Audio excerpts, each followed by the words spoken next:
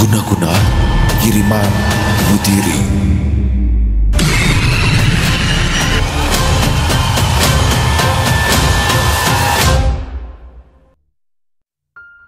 Hujan baru saja reda, menyisakan butiran air yang menetes dari atap seng kontrakan. Udara malam terasa dingin menusuk kulit. Di salah satu kontrakan, di ujung deret, tinggal seorang perempuan bernama Niar bersama kakaknya. Kontrakan mereka hanya memiliki 2 kamar tidur, dapur kecil, dan ruang tamu yang sekaligus menjadi ruang kerja Niar. Kakaknya, Sinta, adalah seorang perawat rumah sakit. Hampir selalu pulang larut malam atau bahkan esok paginya. Itu sebabnya Niar lebih sering sendirian di rumah. Malam itu, Niar baru saja menggantung jas hujan biru miliknya di belakang pintu. Rambutnya masih lembab. Dia baru saja pulang dari rumah makan tempatnya bekerja. Meja makan dipenuhi piring kotor, pertanda ia maupun Sinta sama-sama tidak sempat membereskan sejak pagi. Ia meletakkan tas di kursi, mencuci semua peralatan makan kotor. Setelah selesai, baru ia membuka kulkas kecil. Isinya tidak banyak, hanya ada botol air mineral, beberapa telur, dan juga saus sambal. Dia mengambil air mineral dan meneguknya langsung dari botol. Tiba-tiba ponselnya bergetar di kantong celana. Pesan dari kakaknya. "Aku jaga malam lagi," kata Sinta. Niar tersenyum kecil sambil membalas singkat, "Iya mbak, hati-hati." Ia lalu berjalan ke meja lipat di sudut ruangan. Tempat laptopnya berada, di atas berserakan catatan kecil, pulpen, dan beberapa print out cerita yang pernah dikirim ke sebuah channel horor online. Channel tersebut sering membacakan cerita-cerita kiriman pendengar, sehingga nama Niar mulai dikenal di kolom komentar. Dia duduk sambil menggeser kursi hingga pas dengan meja. Lampu meja dinyalakan, sehingga menyorot layar laptop yang mulai menyala. Bunyi kipas laptop terdengar pelan bersamaan dengan suara tetesan air hujan yang jatuh dari talang. Sebelum mulai menulis, dia membuka pesan masuk di emailnya. Ada satu balasan dari admin channel horor. "Cerita kamu yang kemarin menarik. Banyak yang memberikan komentar positif, Niar. Kalau ada yang baru, kirim saja ya." Niar mengernyitkan dahi, lantas ia tersenyum lebar. "Baiklah, kalau begitu malam ini aku harus menulis yang lebih baik lagi," gumamnya penuh semangat. Ia membuka dokumen baru. Tangannya mulai mengetik, tapi tak lama kemudian berhenti. "Bagusnya kali ini cerita tentang apa ya?" pikirnya sambil menatap keluar jendela. Tepat pada saat itu, samar-samar ia mendengar suara sandal diseret dari arah depan kontrakannya. Niar memiringkan kepala, berusaha mendengar lebih jelas. Langkah tersebut berhenti tepat di depan rumahnya. Lalu terdengar suara batuk berat yang juga serak, khas batu kakek-kakek. Jantungnya berdetak sedikit lebih cepat karena seingatnya tidak ada warga yang cukup tua di sekitaran sini. Dia menunggu dengan sabar, tapi suara itu sudah tidak terdengar lagi. "Mungkin bapaknya Mbak Devi sedang berkunjung menengok cucunya," katanya pelan menenangkan diri. Ia kembali menatap layar laptop. Jarum jam menunjukkan pukul 10:20. Di luar masih ada suara motor yang sesekali melintas. Niar mulai mengetik. Niar baru sempat menulis beberapa kalimat ketika ia mendengar suara ketukan dari pintu kontrakan. 3 ketukan pelan yang terdengar lamat-lamat. Tok tok tok. Niar spontan menoleh. Ada sedikit perasaan sebal yang dirasakannya. Siapa yang datang malam-malam begini? Dia berdiri sambil melirik jam. Pukul 10:30. Kakaknya tidak mungkin pulang jam segini. Dia berjalan mendekati pintu, mengintip dari celah gorden di jendela. Tidak ada siapapun di depan. "Tadi aku salah dengar," bisiknya heran. Ia sedikit ragu untuk membuka pintu. Akhirnya ia kembali duduk dan mengabaikan apa yang baru saja terjadi. Fokus, fokus menulis. Tangannya kembali bergerak di atas keyboard. Sambil menulis, sesekali Niar bergidik karena merasa udara di sekitarnya semakin dingin. Prang! Niar hampir terlompat dari kursinya. Dia bisa mendengar suara benda kaca pecah dari arah dapur sana. Dengan gerakan lambat, ia memutar tubuhnya. Dapur terlihat gelap.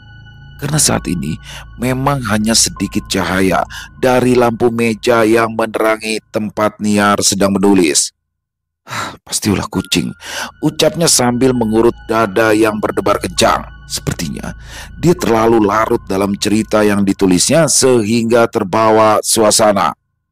Meski begitu, Niar tetap berjalan ke belakang untuk memastikan barang apa yang tadi terjatuh. Lampu dapur dinyalakan. Bibir Niar segera merapat di lantai. Sama sekali tidak ada pecahan kaca dari gelas atau piring. Lalu, suara apa yang didengar tadi? Niar mengangkat bahu, kembali berbalik menuju meja tempat laptopnya berada sambil meneguk air dingin dari botol, lalu kembali mengetik. Beberapa saat kemudian, ponselnya bergetar lagi. Pesan dari kakaknya. "Kamu udah mau tidur kan? Jangan begadang terus ya." Niar membalas singkat. "Belum kak, lagi nulis. Aman kok." Ada balasan Sinta. "Oh iya, di dapur ada makanan. Kalau lapar kamu panaskan saja lagi ya." Kening Niar berkerut. "Mbak masak. Aman gak nih buat dimakan? Aku gak bakal keracunan kan?" Sinta tidak langsung membalas, tapi Niar bisa membayangkan kakaknya itu tengah menggerutu. Benar saja, tidak lama kemudian Sinta mengirim pesan lagi. "Sembarangan kamu." Niar tertawa terbahak-bahak.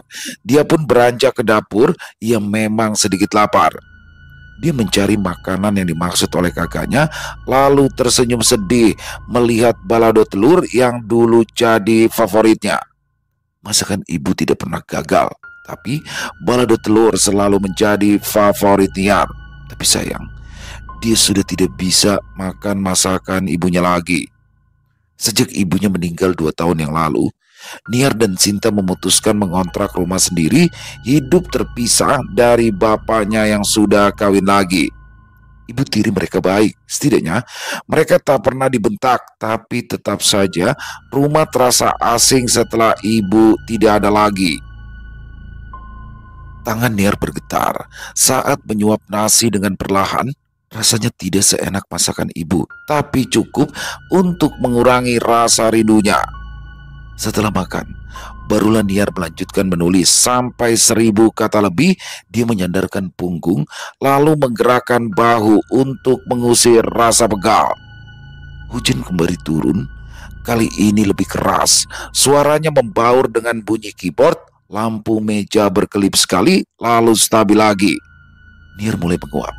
Sepertinya pengaruh kekenyangan sekaligus kelelahan setelah beraktivitas sepanjang hari. Matanya terasa berat, tapi dia memaksa tetap mengetik. Targetnya malam ini minimal 2000 kata sebelum tidur. Jam menunjukkan pukul 11:50. Dia memutuskan untuk menulis 1 paragraf terakhir sebelum istirahat. Namun, dia sudah tak bisa menahan kantuk lebih lama. Tangannya menjauh dari keyboard saat Niar menyandarkan kepala di meja, ingin beristirahat sebentar sebelum melanjutkan pekerjaannya. Lampu meja memantulkan cahaya lembut di pipinya. Layar laptop masih menampilkan dokumen cerita yang sudah setengah jadi. Tanpa sadar, matanya terpejam rapat. Di layar kursor berkedip di akhir kalimat terakhir yang ia tulis. Dia tertidur begitu nyenyak sehingga tidak menyadari tawa lirih di balik punggungnya. Keesokan paginya, udara sudah cukup hangat. Matahari menyinari deretan kontrakan yang berjejer rapi. Seekor kucing berwarna hitam mengeong keras di depan pintu kontrakan Niar, lalu berlari pergi ketika mendengar suara motor mendekat. Sinta baru saja pulang dari shift malam di rumah sakit. Dia memarkir motornya di depan kontrakan, lalu memanggul tas besar berisi seragam kerja. Saat Sinta hendak membuka pintu, Dari arah kontrakan sebelah terdengar suara seseorang memanggil namanya. Desinta. Sinta menoleh. Devi, tetangga yang tinggal tepat di sebelah, keluar dari pintu rumahnya sambil menggendong bayinya yang sepertinya baru saja selesai mandi.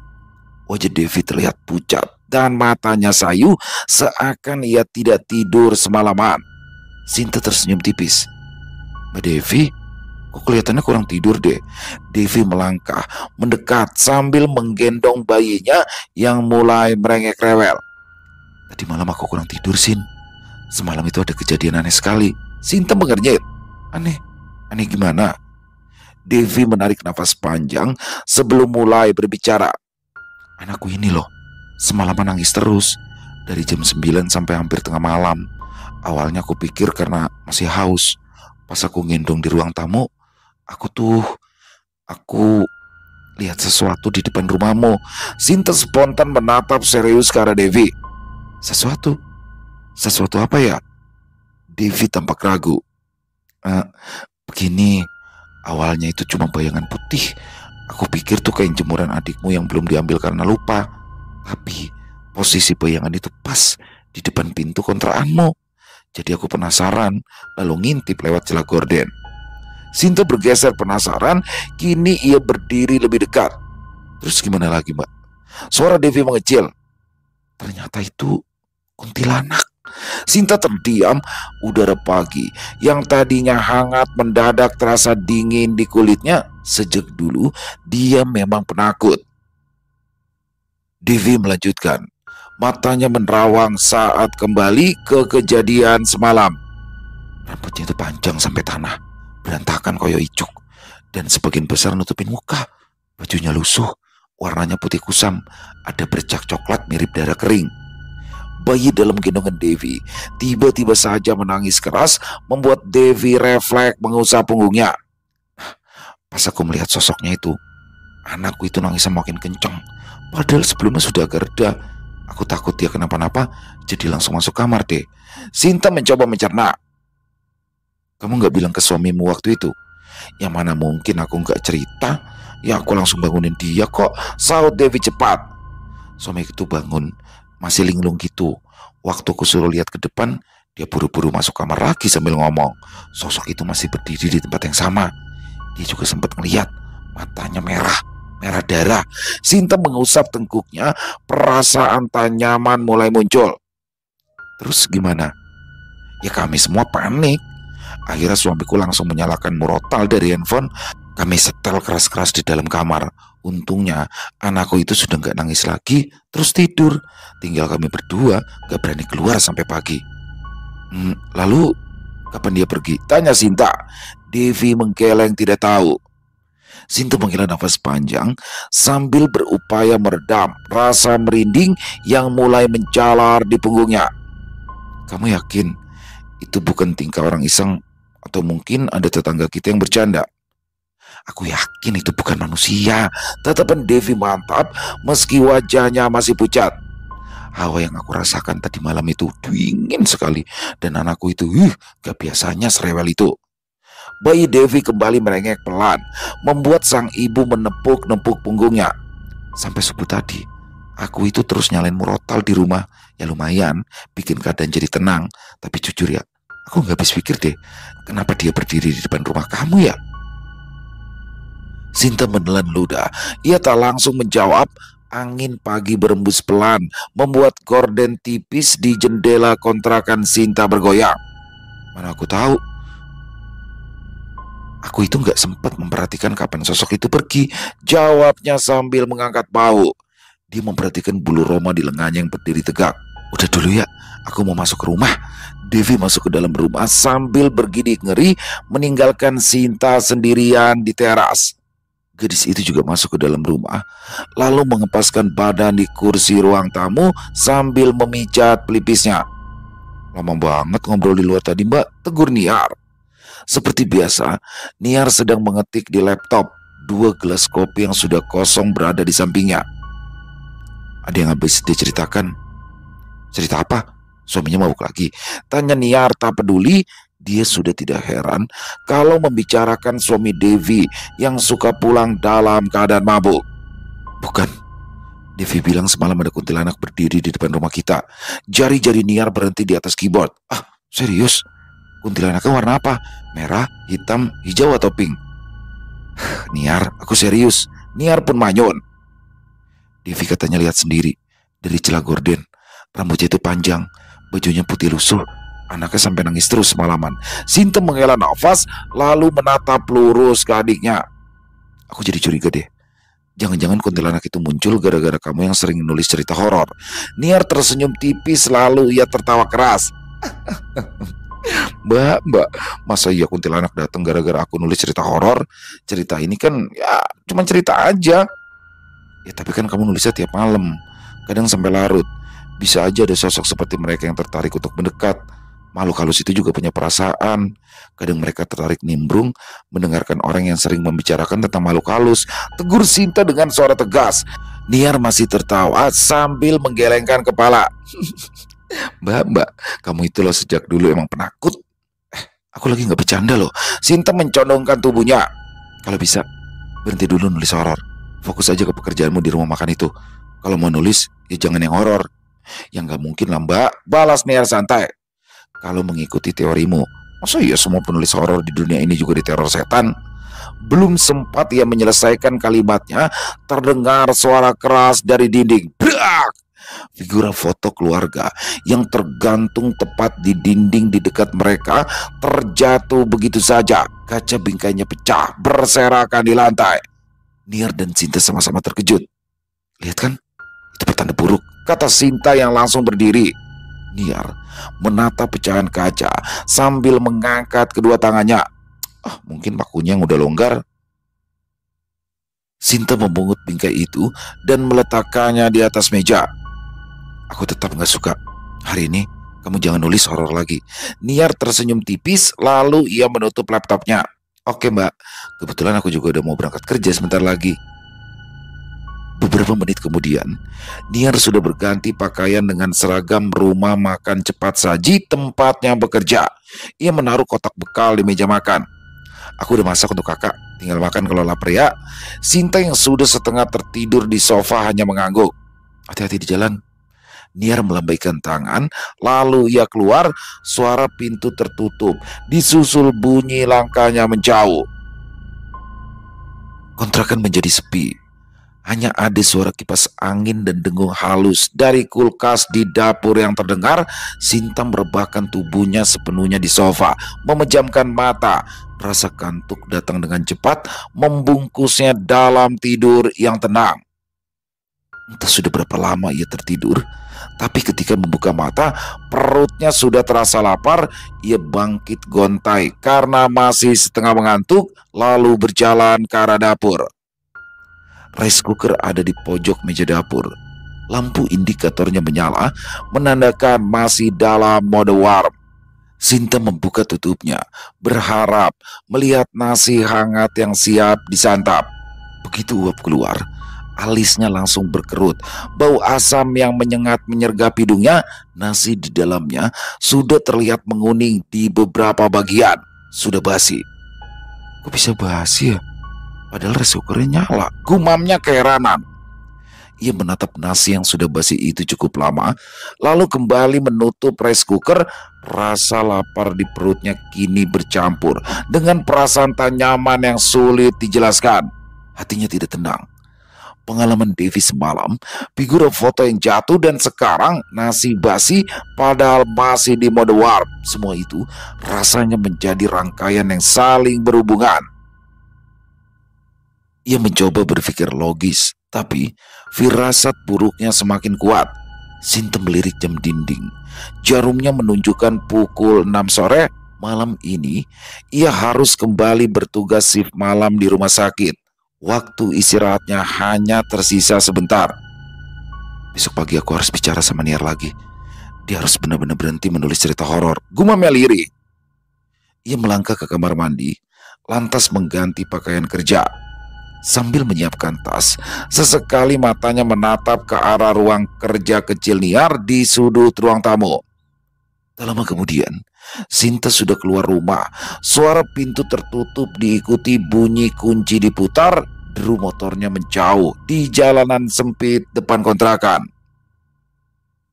3 jam kemudian, Niar sudah pulang dari tempatnya bekerja. Lampu-lampu di deretan kontrakan tersebut menyala terang. Suara senandung Niar terdengar saat ia baru saja keluar dari kamar mandi. Rambutnya basah, meneteskan air ke kaos tidurnya. Dia berjalan santai menuju meja. Di atasnya, laptop sudah menunggu terbuka dengan dokumen cerita yang belum selesai. Dia tidak peduli pada peringatan kakaknya tadi pagi. Lagi pula, dia lebih takut tidak punya uang daripada bertemu setan. Niar duduk, menarik kursinya lebih dekat, lantas mulai memeriksa paragraf terakhir yang ia tulis malam. Tangannya mulai bergerak di atas keyboard. Bunyi ketikan memenuhi ruangan yang sepi malam ini. Dia ingin melanjutkan bab berikutnya dari kisah horor yang sedang ia kerjakan. Dalam cerita itu, tokoh utamanya sedang dikepung oleh suara-suara misterius di dalam rumah tua yang sudah lama ditinggalkan. Niar larut dalam tulisannya, matanya fokus pada layar. Sesekali bibirnya bergerak membaca kalimat yang baru ia ketik. Ia sudah berada di pertengahan bab ketika telinganya menangkap sesuatu yang aneh. Suara itu pelan, tapi masih terdengar jelas di telinga Niar, persis suara anak ayam yang baru saja menetas. Niar menghentikan ketikannya. Tangannya menggantung di atas keyboard saat ia menajamkan pendengaran. Terdengar suara itu lagi. Keningnya berkerut lebih dalam lagi. Di sekitar kontrakan ini tidak pernah dia melihat ada tetangga yang memelihara ayam, apalagi anak ayam. Lingkungan mereka padat penduduk. Semua halaman sempit, bahkan sebagian dipakai untuk parkir motor. Mungkin asalnya dari TV tetangga, ucapnya sambil menggaruk kepalanya yang tergatal. Tapi suara yang sama itu terdengar lagi. Kali ini lebih jelas, bahkan terasa persis tepat di luar pintu. Niar menoleh ke arah pintu kontrakan. Matanya menatap gorden tipis di jendela yang bergerak pelan. Tidak ada bayangan atau tanda-tanda ada orang di luar. Dia menggelengkan kepala. Jangan mikir macam-macam, fokus aja sama tulisan Niar. Dengan sedikit paksaan, dia akhirnya bisa kembali mengarahkan pandangan ke layar laptopnya. Jari-jarinya mulai bergerak lagi. Akan tetapi, konsentrasi Niar kembali terganggu. Pada awalnya, Niar hanya mendengar suara tetes air yang sepertinya berasal dari keran yang belum tertutup rapat. Dia tidak terlalu memperhatikan. Niar terus duduk di depan laptop sambil menulis kalimat terakhir dari bab yang sedang ia garap. Malam semakin sunyi, hanya terdengar suara kipas angin yang berputar di sudut ruangan. Niar merasakan cairan lengket jatuh di puncak kepalanya. Perlahan, ia mengangkat tangan dan menyentuh rambutnya. Jemarinya mengenai cairan yang licin dan hangat. Begitu ia menatap telapak tangannya, darah. Niar terperanjat. Apaan ini?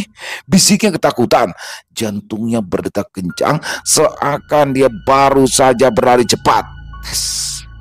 Tetesan berikutnya kembali jatuh di kepalanya, terasa hangat sekaligus berbau anyir. Tubuh Niar kaku beberapa detik sebelum akhirnya ia memutuskan mendongak ke atas kepalanya, dan di sanalah dia melihatnya. Ada sosok bergantung terbalik dari plafon kamar. Rambutnya yang panjang dan kusut menjuntai ke bawah hampir mengenai rambut Niar. Gaun yang robek lusuh berlumuran darah di bagian dada. Wajahnya pucat dengan urat yang sudah berwarna biru. Kedua matanya melotot tanpa berkedip. Dari mulutnya yang robek menganga, meneteskan darah berbau anyir tepat ke kepala Niar. Kuntilanak itu tersenyum lebar, senyuman yang terlalu lebar untuk wajah manusia normal. Niar menjerit. Kursinya terjungkal ke belakang ketika ia berdiri terburu-buru. Pergi kamu, teriaknya sambil mundur. Sosok itu terkekeh dalam posisi masih bergantung terbalik. Darah terus menetes menciptakan noda merah di lantai. Niar berbalik, berlari ke arah pintu, tangannya meraih kenop pintu dan memutarnya dengan paksa. Tapi pintu sudah terkunci rapat. Dia memutar lebih keras dengan gugup, tapi tentu saja pintu tak bergerak sedikit pun. Ayo, ayo, cepat kebuka. Niar menendang pintu itu dengan tumitnya. Panik merambat di seluruh tubuhnya sehingga tak berpikir lagi untuk mencari kunci. Di belakangnya terdengar suara kain robek, disusul suara rendah seperti hembusan angin dingin. Dia menoleh hanya untuk mendapati kuntilanak itu tak lagi bergantung di plafon. Sosoknya menyeramkan kini melayang turun, terus mendekat ke arah Niar yang gemetaran. Lampu kamar berkedip. Sekali, dua kali, lalu kembali menyala dengan cahaya yang semakin redup. Niar merapatkan tubuhnya ke pintu. Nafasnya terengah ketakutan, mulutnya terbuka. Dia ingin berteriak tetapi tak ada suara yang keluar. Kuntilanak itu berjalan semakin dekat. Rambutnya yang kotor menyeret lantai, sementara darah menetes dari mulutnya juga membasahi pakaiannya yang lusuh. Jangan mendekat, bisik Niar. Dia meraih apapun di dekatnya. Sebuah buku tebal dari meja, lalu melemparkannya. Mata Niar terbelalak melihat buku yang tembus begitu saja. Kuntilanak itu memandangnya sambil tersenyum lebar, memperlihatkan deretan gigi tajam penuh darah. Dalam sekejap, ia sudah berada tepat di depan Niar. Kedua tangannya yang pucat kurus mencengkram layar Niar. Jari panjang dengan kuku hitam runcing langsung menusuk kulit Niar yang tipis. Tekanannya yang kuat membuat Niar terbatuk-batuk akibat kesulitan bernafas. Mata Niar semakin membelalak ketika ia mencoba meraih tangan itu untuk melepaskan diri, tapi semakin Niar berusaha, cengkraman di lehernya juga semakin kuat. Nafas sekian pendek, dunia di sekitarnya mulai berputar. Niar terbangun dengan rasa nyeri di seluruh tubuhnya. Kepalanya berdenyut pelan, seolah baru saja dipukul dengan kuat. Pandangannya sempat buram beberapa detik. Sebelum mulai fokus, ia baru menyadari bahwa dirinya kini sedang terbaring di lantai tepat di sebelah kursi yang kemarin malam ia duduki. Niar mengerjapkan mata pelan saat mencoba mengingat apa yang terjadi semalam, tapi pikirannya terasa kosong. Yang dia ingat hanya tetesan cairan hangat di kepala, wajah pucat yang menggantung dari plafon, dan nafasnya tercekat. Mungkinkah semua itu hanya mimpi? Tapi kenapa rasa sakit di lehernya begitu nyata? Niar bergegas meraba leher sambil bercermin. Ada bekas kemerahan yang sedikit nyeri saat disentuh. Niar menelan ludah, mencoba menepis pikiran buruk. Aku pasti ketiduran lalu mimpi buruk. Meski berkata begitu, wajahnya tetap saja pucat. Langkah kaki terdengar dari luar rumah, disusul dengan suara gagang pintu digerakkan.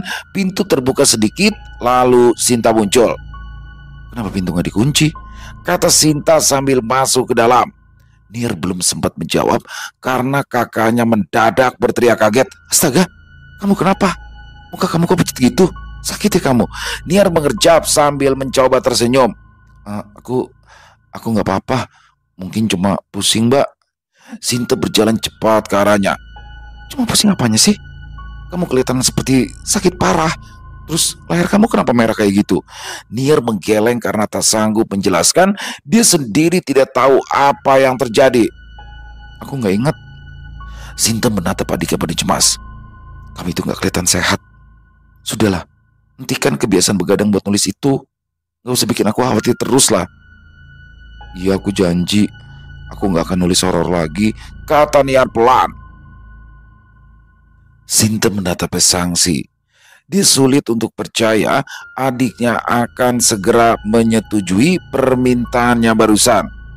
Serius kamu? Serius, Mbak? Jawab Niar. Meski Niar tidak yakin apa yang dialaminya semalam itu benar-benar terjadi, tapi dia merasa sedikit trauma. Mungkin ada baiknya berhenti menulis cerita seram untuk sementara waktu. Janji Niar pada Sinta memang ia tepati. Hari demi hari berikutnya, laptopnya tidak lagi terbuka sampai larut malam.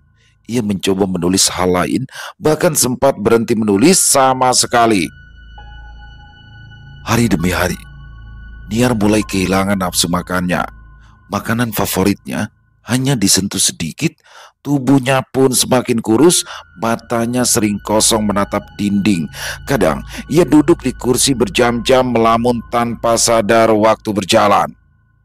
Sinta yang kini tak lagi mendapat shift malam, mulai memperhatikan perubahan pada adiknya. "Kamu kenapa sih akhir-akhir ini? Kalau kamu sakit tuh bilang, biar kita pergi ke dokter." "Enggak mbak, aku nggak sakit," jawab Niar lirih, suaranya hampir tak terdengar. Sinta tidak puas dengan jawaban adiknya, tapi ia juga tidak bisa memaksa. Dia hanya memastikan Niar makan meski seringkali harus dibujuk agak lama. Malam itu, sekitar pukul 12 lewat sedikit, Sinta belum bisa tidur. Udara terasa pengap meski jendela sudah dia buka untuk membiarkan angin malam masuk. Cuping hidungnya bergerak saat mencium aroma kembang kenanga yang sepertinya masuk dari luar rumah. Nafasnya mulai memburu. Ia mencoba mengusir rasa takut, berkata pada dirinya bahwa mungkin itu hanya hayalannya saja. Tapi semakin Sinta mencoba menenangkan diri, semakin kencang aroma bunga kenanga yang menyusup ke dalam paru-parunya. Dia bangun dari tempat tidur, melangkah hati-hati keluar kamar. Lampu lorong yang redup membuat bayangan jatuh di sepanjang dinding. Pintu kamar Niar tertutup rapat. Entah kenapa, firasat Sinta jadi tak enak saat melihat pintu kamar adiknya. Aroma kenangan juga semakin kuat. Dengan tangan sedikit gemetar, Sinta mendorong pintu perlahan. Engselnya berdecit, mengeluarkan suara yang terlalu nyaring di tengah malam yang sunyi ini. Apa yang dia lihat saat membuka pintu sontak membuat darahnya membeku. Di atas ranjang, Niar tengah tertidur lelap. Tapi bukan itu yang membuat Sinta menjerit. Seseorang, orang? Oh tidak.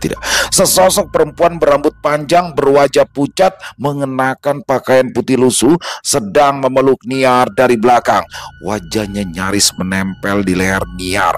Matanya merah menyala, menatap lurus ke arah Sinta. Bibirnya melengkung, membentuk senyuman sinis. "Niar, bangun Niar!" panggil Sinta panik, tapi tidak berani melangkah lebih jauh, sehingga ia hanya bisa berteriak lagi, "Niar, bangun!" Niar langsung terbangun dengan tubuh tersentak. Nafasnya terengah-engah karena kaget. Ia menoleh cepat, kebingungan. "Kenapa mbak? Ada kebakaran ya?" Sinta menelan ludah. Tepat setelah Niar terbangun, sosok mengerikan itu hilang dari belakang adiknya. Jantung Sinta berdebar dengan kencang, tapi ia tidak bisa mengatakan yang sebenarnya. Enggak ada apa-apa," jawab Sinta cepat, berusaha terdengar meyakinkan. "Aku tadi cuma mimpi buruk." Dia memaksakan tersenyum meski jelas terlihat kaku. Niar mengerutkan kening. "Mimpi buruk sampai teriak gitu? Tumben mbak." Sinta melangkah masuk, duduk di tepi ranjang adiknya. Aku nggak mau tidur sendiri malam ini. Temenin aku di kamar ya." Niar masih bingung, tapi ia mengangguk saja. "Ya udah, jangan di sini. Lebih enak di kamarku aja, karena ada jendela di sana. Kasurnya juga muat untuk berdua kok." Niar terpaksa bangkit. Dia berjalan sempoyongan, bahkan hampir terjatuh. Beruntung, Sinta sempat menarik tangannya sehingga Niar tidak terjerembab jatuh ke lantai. Sinta menghela nafas letih setelah tiba di kamarnya sendiri, lalu berbaring di sebelah Niar. Dia berusaha memejamkan mata, tapi tiap kali kelopak matanya tertutup, wajah pucat berambut panjang itu muncul lagi di pikirannya. Akhirnya, Sinta hanya bisa berbaring, memandangi langit-langit dan memastikan adiknya tetap aman di sisinya. Keesokan harinya, Niar masih tertidur pulas. Sementara Sinta sudah bangun sejak subuh. Ia duduk di kursi dekat jendela, memikirkan rencana apa yang harus dilakukan. Hari ini ia libur bekerja. Itu artinya ini kesempatan terbaik untuk membawa Niar ke seseorang yang ia percaya bisa membantu. Om Arif, kerabat jauh dari pihak ibu mereka. Orang tua mereka dulu sering bercerita bahwa Om Arif punya pengetahuan soal hal-hal gaib dan sering membantu orang yang mengalami gangguan. Ketika Niar akhirnya bangun, ia mengucuk mata sambil bergumam pelan. Mbak udah bangun dari tadi ya? Udah, ayo mandi terus ganti baju. Kita pergi jalan-jalan. Jalan-jalan, Mbak? Kemana? Ke rumah Om Arif, jawab Sinta singkat. Niar mengerutkan kening. Kenapa ke sana? Kita kan jarang banget main ke rumah Om Arif. Sinta mencoba tersenyum. Ya justru karena jarang itu, makanya kita harus silaturahmi. Lagian deket kok, paling cuma 20 menit kalau naik motor. Niar mengangguk setengah ragu. Ia tidak bertanya lebih lanjut, hanya mengikuti arahan dari kakaknya. Beberapa saat kemudian, motor mereka akhirnya melewati sebuah tikungan. Rumah sederhana milik Om Arif mulai terlihat. Halamannya luas, ada beberapa pot bunga, dan di sudut teras terlihat sangkar burung yang tergantung. Sinteng memuncing Niar, segera menyuruh adiknya mengetuk pintu yang memang tidak tertutup rapat. Benar saja, tak lama kemudian Om Arif pun muncul. Sinta, Niar, waduh, sudah lama sekali kalian tidak datang ke sini, sambutnya sambil tersenyum. Sinta mengangguk rikuh. Ya Om, maaf mendadak. Ada hal penting yang mau aku bicarakan. Om Arif mempersilahkan mereka duduk. Ayo masuk. Duduk di dalam. Dia lalu memanggil istrinya dari dalam rumah. Mama, tolong buatkan teh manis ya. Ada ponaanku nih. Sinta menggandeng tangan Niar agar masuk bersama-sama ke dalam rumah Om Arif. Akan tetapi, begitu kaki Niar melangkah masuk melewati ambang pintu, sesuatu yang aneh terjadi. Dia berhenti mendadak, tubuhnya menegang dengan kaku. Sinta menoleh. Niar, tiba-tiba saja Niar menjerit keras sehingga menusuk gendang telinga semua orang yang berada di sana. Astaga, Sinta kaget dan langsung mencoba memegang bahu adiknya. Niar, kenapa kamu? Niar tidak menjawab. Matanya perlahan terbalik ke atas, hanya menampakkan bagian putihnya saja. Nafasnya kian berat. Om Arif yang melihat kejadian itu langsung berubah ekspresi. Sorot matanya tajam, tubuhnya bergerak cepat menghampiri. Sinta, pegang dia, jangan sampai jatuh. Sinta panik. Om, ini kenapa Om? Adikku kenapa? Sudah diam, pegang saja rat-rat ya. Suara Om Arif tegas. Istrinya yang baru keluar dari dapur dengan membawa nampan berisikan teh terperanjat hampir menjatuhkan cangkir. Niar, Mama, taruh tesnya di atas meja. Cepat bantuin Sinta megangin Niar. Sinta memang kesulitan menahan Niar yang terus meronta. Jeritannya semakin keras dan tak lagi terdengar mirip suara Niar. Om Arif mendekat, menuangkan sedikit air ke tangan kanannya. Bismillahirrahmanirrahim, gumamnya, lalu mengusapkan air ke wajah Niar. Tubuh Niar bergetar hebat. Sinta dan istri Om Arif memegang kedua tangannya dengan erat. Om Arif mulai membacakan ayat-ayat ruqyah, diselingi oleh teriakan Niar yang kian melengking. Bismillah. Niar mengepaskan tangan kanannya, membuat Sinta terlempar jauh ke belakang. Gadis itu meringis kesakitan saat merangkak kembali mendekati adiknya. Om Arif menatap Sinta. Kamu minta bantuan ke tetangga. Sinta segera mengerti apa yang dimaksud oleh Om Arif. Dia bergegas mencari bantuan untuk menahan Niar yang mengamuk. Beberapa menit kemudian, Sinta kembali diiringi oleh 3 lelaki dewasa berbadan kekar. Mereka menatap Om Arif yang kesulitan untuk menahan Niar. Tanpa banyak tanya, ketiganya langsung membantu memegangi Niar. Sinta terpaku di ambang pintu melihat 4 orang lelaki kesulitan menahan adiknya yang berbadan bungil tersebut. Kenapa begini sih Om? Tanya Sinta sambil mengusap air mata yang tanpa disadarinya sudah menetes deras sejak tadi. Om Arif tidak sempat memberikan jawaban karena Niar mendadak tertawa terbahak-bahak sehingga kepalanya mendongak ke atas. Lepas, lepaskan aku, raung Niar murka. Kamu bukan Niar, sahut Om Arif. Niar tertawa lebih keras, matanya semakin terbuka lebar sehingga bola matanya hampir saja jatuh. Siapa yang mengutusmu? Tanya Om Arif. Niar menggeram, urat di wajah dan lehernya menyembul keluar sehingga Sinta kian ngeri melihatnya. Butuh waktu cukup lama sampai Niar akhirnya terjatuh lemas setelah sosok kuntilanak yang merasuki tubuhnya berhasil diusir. Para tetangga yang tadi membantu Om Arif telah kembali ke rumah masing-masing, sementara Niar berbaring di atas kasur tipis yang dihamparkan di ruang tengah. Setengah jam kemudian, matanya perlahan terbuka, lalu berkedip beberapa kali karena silau. Sinta yang terus berada di samping Niar langsung memegang tangan adiknya. Udah bangun, mau minum? Tanya Sinta halus. Niar mengangguk. Ya, tenggorokannya memang terasa kering sehingga gelas yang disodorkan oleh Sinta disambutnya penuh rasa syukur. Kenapa badanku sakit semua ya Mbak? Keluhnya seraya berusaha duduk. Sinta membantu adiknya duduk. Di belakang punggung Niar diletakkan beberapa buah bantal. Tadi itu kamu kesurupan, terang Sinta pelan-pelan. Kesurupan? Ulang Niar tak percaya. Dia hampir tertawa, tapi meringis saat merasakan nyeri di kepala. Kamu itu ngamuk, sampai nubruk dinding. Untung kepalamu keras, jadi cuma benjol sedikit. Kalau bukan karena rasa sakit di dahinya, Niar tidak akan percaya kalau dirinya tadi kesurupan.